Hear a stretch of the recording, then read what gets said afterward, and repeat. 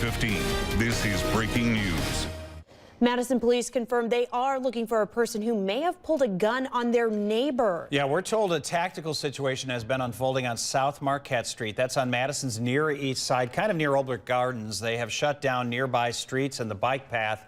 A neighbor tells NBC 15 News there's a very large police presence in that neighborhood. In fact, that neighbor sent us this picture of the scene. NBC 15's Morgan Wolf is there. She will have an update for us. She's working information there. She'll get that to us within this newscast. Also just into our newsroom moments ago, a hearing just wrapped up to see if the trial of a former UW-Madison student accused of multiple cases of sexual assault should be moved out of Dane County. NBC 15's Syra Onwer was in the courtroom this afternoon. She joins us with the latest on that. John, Amy, no decision was made today regarding two motions. The first one was whether or not to include Alec Cook's little black book or journal or diary that included the names of several women. The second motion was a request to change the venue or veneer, which means moving the trial outside of Dane County or bringing in jury from outside of the county in hopes of creating an unbiased jury. Now, Alec Cook faces multiple charges, including varying degrees of sexual assault, false imprisonment, and disorderly conduct, among others, involving 6 women. In today's hearing, the defense said the notebook, including those women's names, should not have been part of the police's search and seizure. Judges said whether that will be included will be decided at a later date. Cook is expected to stand trial 7 times, with his first trial date set for February. So again, not a lot of answers today in what this trial will look like, where it will be, and what evidence will be included. All of that so far is going to be decided at a later date, all from this motion hearing that lasted more than 2 hours. That's all we know so far. Of course, we'll keep you updated. Reporting live from the Dane County Courthouse tonight, I'm Syra Onwer, NBC 15 News. This is your Weather Authority forecast. Status quo in the weather department, mild temperatures and elevated fire danger. More counties actually added to the moderate threat of fires today. We've had at least 3 across the state, and I do think that will continue to be the case here as we move into the weekend, as the warm temperatures and the low humidity, they will be sticking around. Lots of clear skies right now through Wisconsin and all of the upper Midwest. No problems expected this evening, and our nearest problem won't arrive until next Monday. So a beautiful evening shaping up out there as the sun goes down. Temperatures will slide back down into the 30s here by 9 o'clock tonight. As I mentioned, next chance of rain not until next Monday and Tuesday. That will be followed with much cooler air. I'll have more on that and your weekend forecast all coming up in just a couple of minutes. Guys. Brian, thanks. Also happening right now, a group is gathering downtown protesting the police shooting of a teenage boy in northern Wisconsin. 14-year-old Jason Perro was shot and killed outside his home on the Bad River Bend of the Lake Superior Chippewa Reservation in Ashland County on November 10th. The group is marching from the Wisconsin DOJ's office to the U.S. Attorney's office. UW Health has announced plans to cut jobs. That's part of a goal to reduce expenses by $80 million over the next 18 months. NBC 15's Lee Mills has more on that. John and Amy, UW Health confirms jobs will be cut. The health system is estimating about 25% or $20 million will come from job cuts. With 17,000 employees, a rough estimate is 225 full-time positions, but that could change based on the salary of the positions cut. What we don't know is which departments will be affected. The health system did say it will be done in the least disruptive way possible for staff. One of the steps will be managing overtime and not filling open positions. Other areas they plan to focus on are improved delivery of care and the cost of supplies, pharmaceuticals, and utilities. UW Health says the reasons for the cuts are the growing number of patients on government-funded programs like Medicare and Medicaid and reluctance from commercial payers to offset those underpayments. They also pointed to the large increase in cost of medications and supplies. Now, patients may be worried that they'll have to wait longer to see their doctor, but UW Health told me this afternoon that no one should see a negative change in access, and they expect, if anything, wait times will actually improve. Lee, thank you. A judge set a $1 million cash bond for a Stoughton man accused of killing his roommate. Ted Joseph Bruno faces a first-degree intentional homicide charge. He's also banned from Stoughton. Stoughton police said he killed Kim Gaeta Monday night after a fight. A preliminary hearing has been scheduled for December 12th. A driver accused of hitting and killing a UW student from China has entered his plea on 3 of the counts against him. Kong Vang pled no contest to charges of fatal OWI and reckless endangerment. He pled guilty on possession of meth. He has been released until his sentencing hearing. After it unanimously passed in both the Assembly and Senate, the governor made it official today, signing off on a bill that will allow Wisconsin farmers to start growing hemp. Wisconsin has a long history of growing that crop. It can be used to make clothing, snack foods, paper, and other items. It was outlawed in the late 1960s. A few years ago, the federal government rolled back on hemp farming restrictions. 30 other states have already legalized hemp growth. Now, those in the hemp industry say the crop will provide big opportunities for Wisconsin's farmers. Well, they'll actually make money with hemp. That's kind of the key right now. Our farmers right now in seed production, our farmers are netting over $1,000 an acre, which is ridiculous in agriculture. Now the state will have 90 days to create a pilot program that farmers can apply to. The first hemp crops in Wisconsin in about 50 years will be planted this spring. Well, still ahead on NBC 15 News at 5, Matt Lauer has broken his silence. And there are more allegations of sexual misconduct. Plus, we're showing you where your NBC 15 Share Your Holidays donations are going to one organization demonstrating the power of one every day.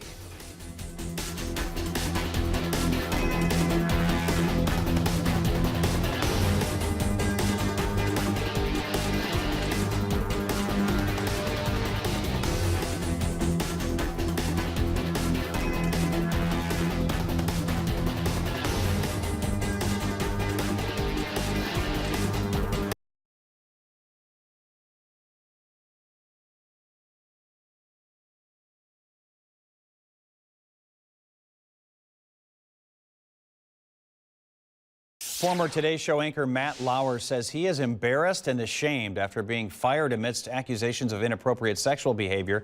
The longtime NBC News icon issued a written statement this morning apologizing to people he has hurt. Now, since that news broke, at least 2 more women have gone to NBC to complain about Lauer. NBC News insists current management was never made aware of any complaints. Music mogul Russell Simmons is stepping down from the companies he founded after allegations of sexual assault. The award-winning screenwriter Jenny Lumet says Simmons forced her to have sex with him in 1991. In a statement, the Def Jam co-founder apologized and said his companies will now be run by new executives. Meanwhile, in Washington, a powerful congressman accused of sexual misconduct is in a Michigan hospital. A consultant for John Conyers says the 88-year-old is being treated for stress.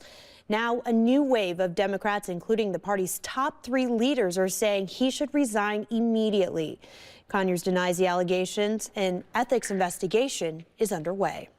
The future for farmers under the proposed new tax plan. Coming up next, how this plan can impact local farms and small businesses for better or for worse. Mild weather continues. In fact, looks like November will end up just about normal. Your Weather Authority forecast is coming up next.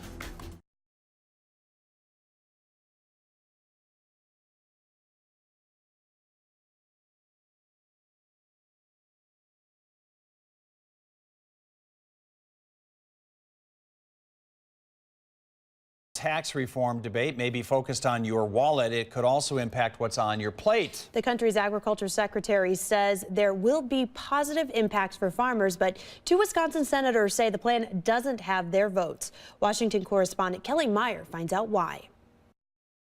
I think this economy is going to take off. That's Agricultural Secretary Sonny Perdue's prediction for what could happen if the Senate's proposed tax plan becomes law. Farmers are pretty smart people. They like it fairer, they like it simpler, and they like to pay less. In a one-on-one interview, Perdue tells us farmers and small businesses will gain more benefits than they lose under the plan. What's in it for Wisconsin? The conservative-backed 45 committee is spending big money to spread that message, promising the tax bill will bring about 18,000 jobs to the Badger State. That's not how Wisconsin Senator Tammy Baldwin sees it. This bill really sends the the maximal benefits to the very top. Baldwin says the Senate plan favors the wealthy and major corporations over small businesses and farmers. The Democrat says the Republican majority isn't listening to her concerns. We've been excluded from the table. Leadership is listening to Wisconsin's other senator. Republican Ron Johnson worries corporations benefit more than other companies where owners are responsible for the business's tax bills. While his party did tweak language to win him over,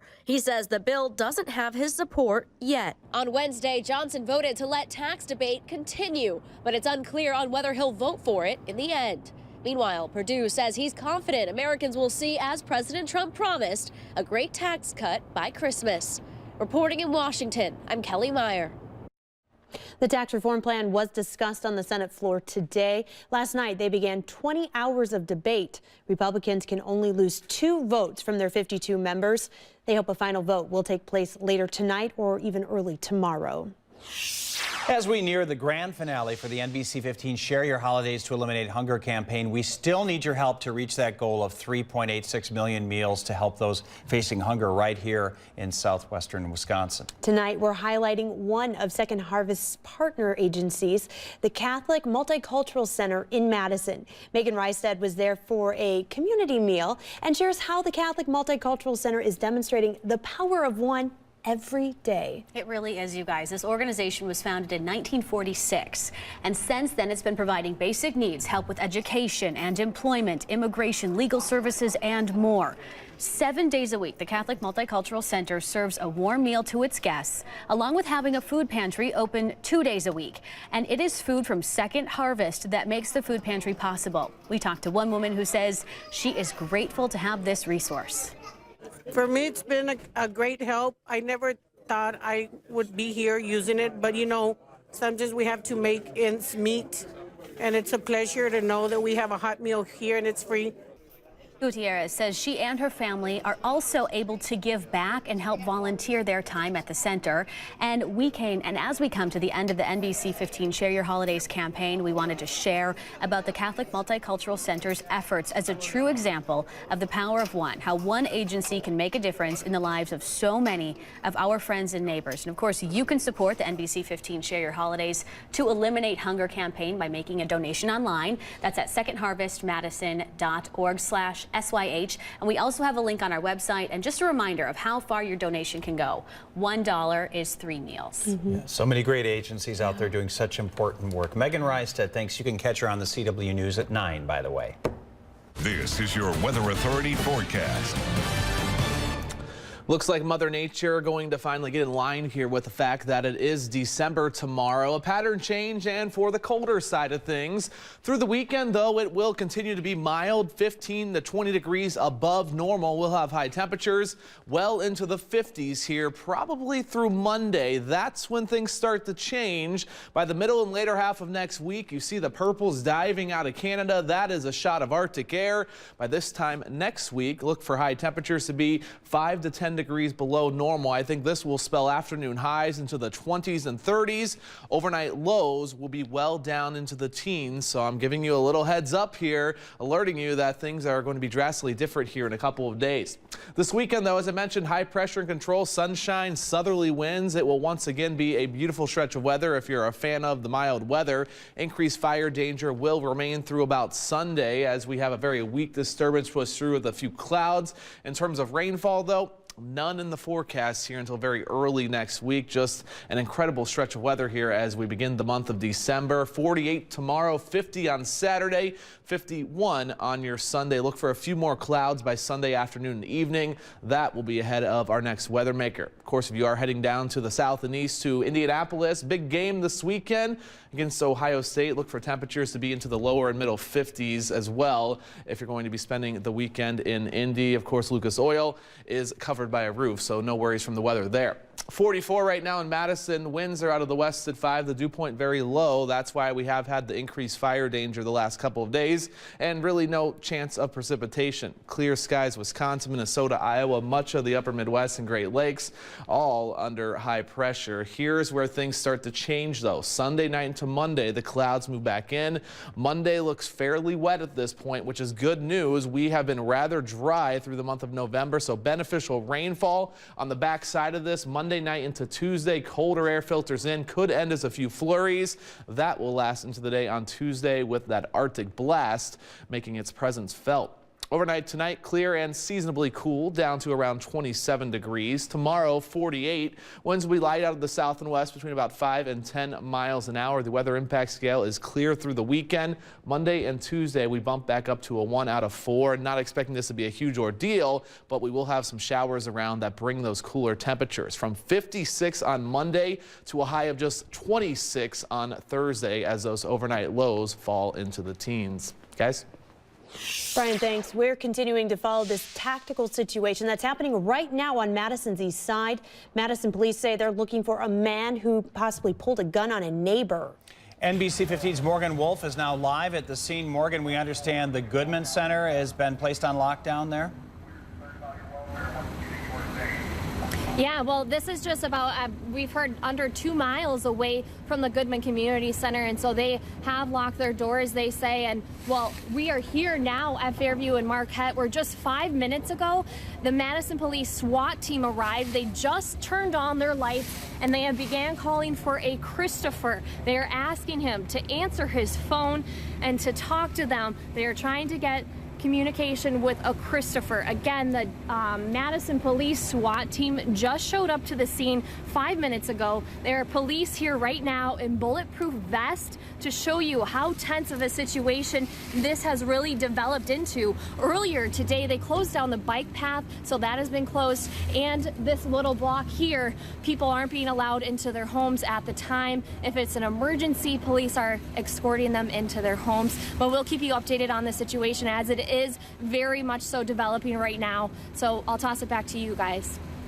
Right, and that's actually right next to the Goodman Center, just a block or two from there. Yeah.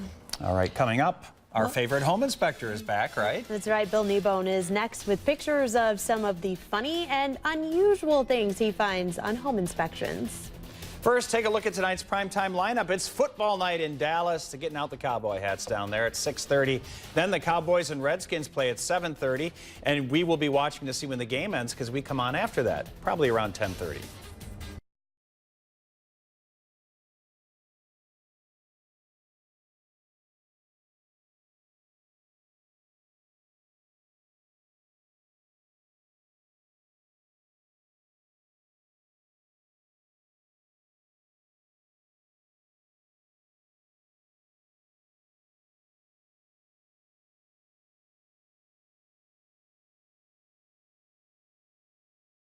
Well, it's time once again for our favorite home inspector, Bill Kneebone of BK Home Inspections of Wisconsin, to join us with photos of some of the unusual things he finds inspecting homes. You never seem to run out of photos, do you, Bill? No, it doesn't seem like it, does it? And here's the first one.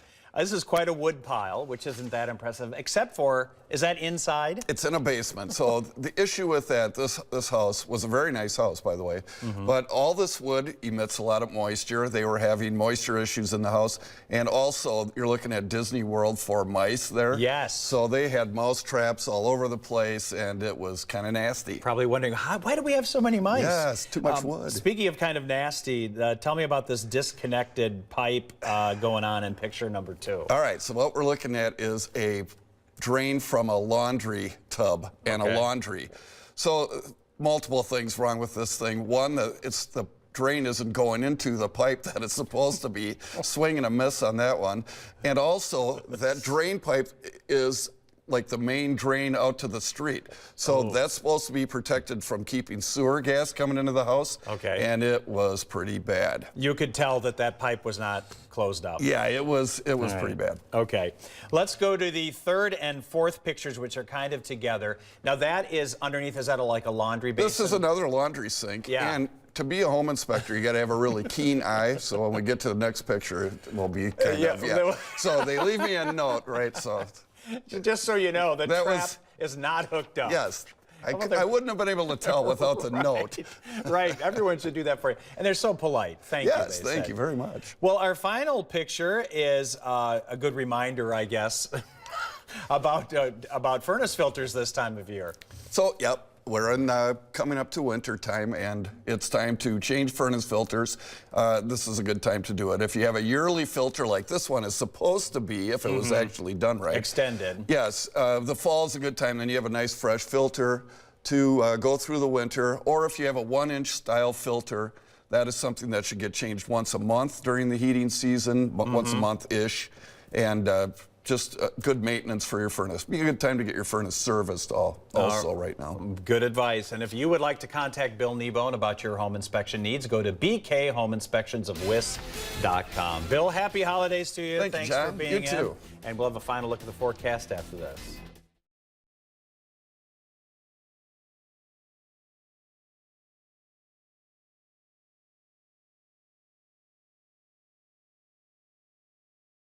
We're taking one more live look here on Madison's Near East Side, South Marquette Street. This is near the Goodman Community Center, which is on lockdown because of a report of a man who showed a gun there, and police trying to make contact with that individual on South Marquette Street. Of course, a heavy police presence. You should avoid that area. We'll have much more coming up on that story at 6 o'clock. Our Morgan Wolf is live at the scene right now. Looks like we're okay in the weather department. Nothing to worry about on your Friday. Should be nice into the weekend. All right, thanks for being with us. We'll see you at 6.